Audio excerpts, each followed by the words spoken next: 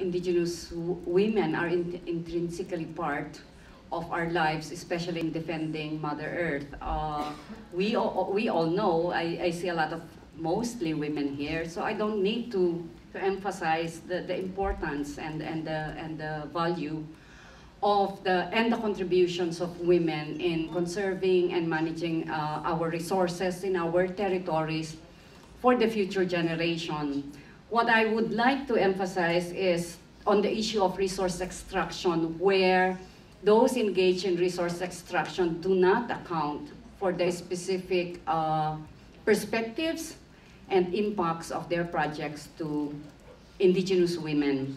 For example, the mining industry and other extractive industries do not include tools for evaluating or conducting the environmental and social impact studies that accounts for the gender or women-specific impacts of their projects. There are no tools for them to set also indicators and measures on how their projects are impacting on women. So in these projects, women, as women, are actually invisible. So that's one. The second point is also within the indigenous movements, there is also a lack of mainstreaming the issues, the views, and concerns of indigenous women into the overall struggle against extractive industries. We need to highlight this. We need to make sure that this is an integral part also of the struggles for the defense of our resources against extractive industries.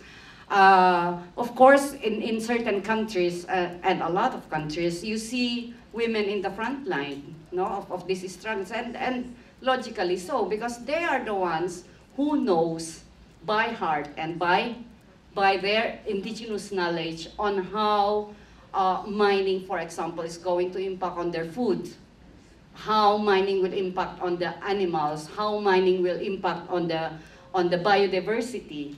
These are intangible in the eyes of a lot, but for women, this is intrinsically part of already of their very nature because of their connection to Mother Earth. So if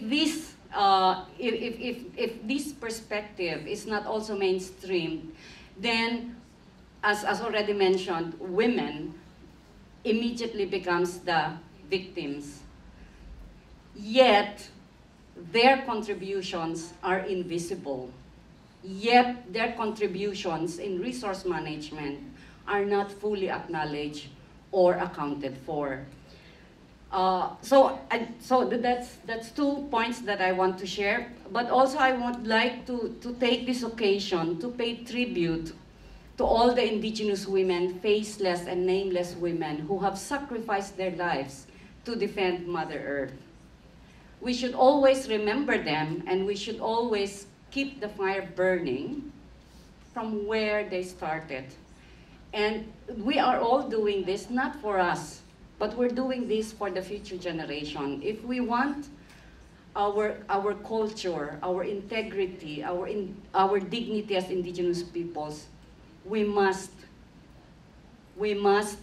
make sure that women, the perspective of women, are always accounted for, and the rights of women are respected, and that we are equally struggling and we are equally advancing the struggles and equally share the successes of our struggles.